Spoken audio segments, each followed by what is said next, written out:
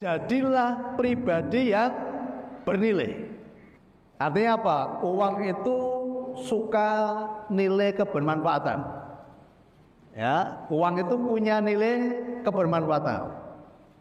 Lah, kalau Bapak Ibu mau disukai uang, ya, satu berkaitan dengan uang, maka jadilah pribadi yang bernilai.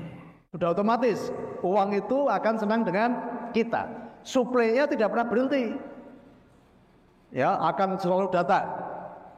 Ya, nilai kebermanfaatan itu begini bahasanya, ya. Semakin banyak orang yang mendapat manfaat atas hadirnya kita, uang itu semakin besar masuknya, Bapak. Kami selalu berpikir, kami selalu rindu bagaimana hidup kami bermanfaat bagi orang lain. Maka ketika kami menjadi konsultan, apa yang ada dalam hati saya? Tuhan, aku mau menjadi jawaban atas permasalahan banyak orang yang dibawa datang kepada saya. Saya menyediakan waktu saya, hati saya, tenaga saya untuk apa? Untuk memberikan jawaban atas permasalahan banyak orang tadi. Nah, ternyata setiap hari, ya, semakin banyak orang datang, semakin banyak orang yang mendapatkan jawaban atas hidup kami, semakin banyak orang yang mendapatkan pertolongan, ya, melalui kehidupan kami. Yang tadi datang dengan beban berat, pulang dengan membawa sukacita. Yang datang dengan membawa permasalahan, pulang mendapatkan pengharapan. Ya, yang datang dengan membawa masalah keuangan, ada pencerahan, ada jawaban, dipulihkan hidupnya. Nah, setiap hari banyak orang mendapat manfaat. Akhirnya apa? Suplai uangnya pun semakin besar. Maka hati-hati dalam menggunakan uang. Uang itu harus bermanfaat bagi kehidupan orang lain. Hidup kita juga harus bermanfaat bagi orang lain. Maka gunakan uang itu untuk keperluan yang baik-baik, yang punya nilai tambah. Dipakai untuk belanja, berarti apa? Punya nilai tambah bagi yang jualan.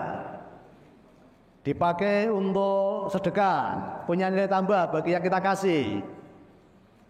Ya, kita pakai untuk usaha, berarti punya nilai tambah untuk kehidupan kita. Dipakai untuk berbagi, dipakai untuk menolong orang. Pokoknya kita maknai bahwa uang yang keluar dari hidup kita itu harus punya nilai tambah. Maka kalau di pelajaran agama apa?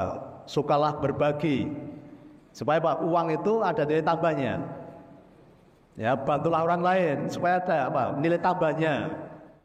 Ini sama-sama uang, ya. Kira-kira kalau uangnya dibawa ke masjid sama dibawa ke tempat karaoke, kira-kira punya nilai tambah yang banyak nilai tambahnya di mana ini? Di masjid atau di tempat karaoke? Di masjid. Dibawa ke anak yatim atau di tempat karaoke? Di anak yatim.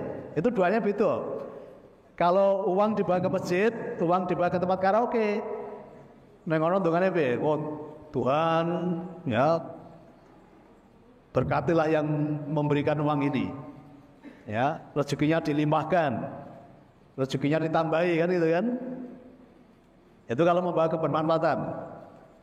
Tapi kalau dibawa ke tempat karaoke, dongane kapan yo tekone gitu ya.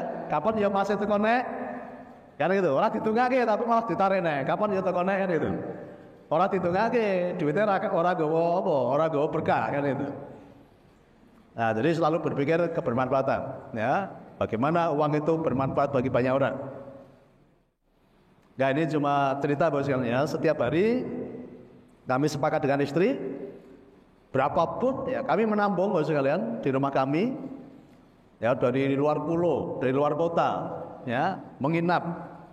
Dan berapapun yang ke tempat kami, itu kami sediakan tempat tidur, nginap tempat kami. Dan mau makan berapa kali bebas.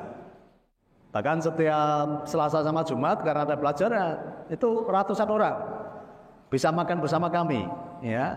Mau berapa kali, mau pagi, siang, sore, malam, bebas. Ya. Dan yang dari luar pulau, dari luar kota nginep tempat kami. Ya, kami sediakan tempat untuk nginep. Nah, apa? Kami rindu hidup kami menjadi manfaat bagi banyak orang. Bapak Ibu bisa datang ke tempat kami 24 jam karena rumah kami, ya, kami tidak membangun rumah dengan tembok yang tinggi. temboknya nggak tinggi, tidak ada pecat kaca, tidak ada kawatnya, tidak ada satpamnya, tidak ada anjing galaknya. Ya, jadi Bapak Ibu silakan main ke tempat saya. Mau nginep boleh. Dari kemarin ada yang bilang, Pak kalau nginep sebulan boleh enggak? Wah, itu orang nginep bikin pelarian ini. Ya.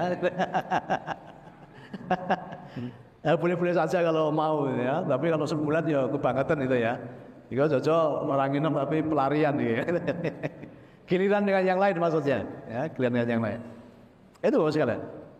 Karena kami tahu tadi frekuensi uang tadi, ya kami terus melakukan tune in istilahnya. Tune in di gelombang yang sama. Kami menjaga untuk tidak bergeser dari gelombang itu. Ya, dari channel tadi. Karena kalau geser sedikit nanti kemersek. Kalau hidupmu geser sedikit, kemersek nanti. Maka kami selalu menjaga hati, menjaga tadi frekuensinya biar terus sama. Kami selalu ketika pagi hari, kira-kira apa yang masih belum kami lakukan? Ya kami tanya sama Tuhan, apa Tuhan yang masih belum kita lakukan? Dan itu. Terus punya manfaat, terus melakukan kebaikan. Nah makanya Bapak sekalian, di dalam bisnis pun, ketika saya membuka usaha baru, pasti yang menjadi acuan saya adalah manfaatnya apa dulu ini. Jadi bisnis yang saya lakukan manfaatnya apa kan gitu. Ya.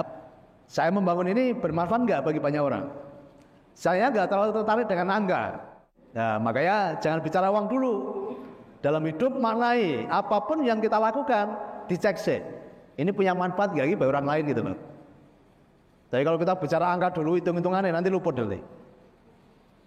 Sama nanti kita punya banyak bisnis ya, yang Bapak Ibu itu sebagai pintu pembuka rezeki. Ya nanti semua bisa menghasilkan uang nanti diajari. Kita punya pintu-pintu rezeki yang semua menghasilkan uang. Tetapi saya pesan, ojo ngitung duit sih, ojo takon hasil piro sih.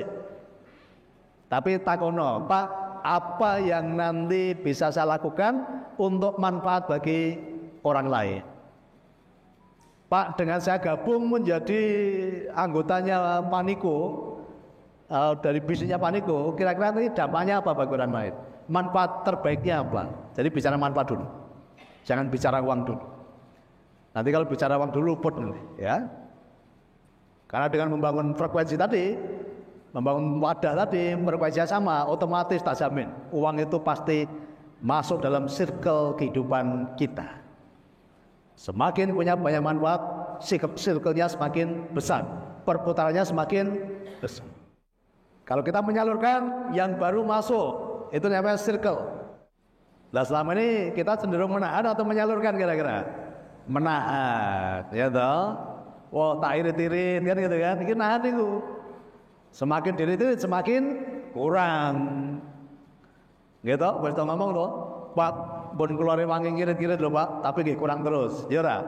Ya, karena mau buat tahan. Pemahamannya gini. Seperti orang makan Bapak sekalian ya. Kalau Bapak Ibu makan terus, orang disalurke dadi penyakit apa dadi berkah? Penyakit. Kira-kira gelem nek dileboni ora? Nek iso metu gelem dileboni ora? Enggak mau kan? Enggak mau. Itu loh.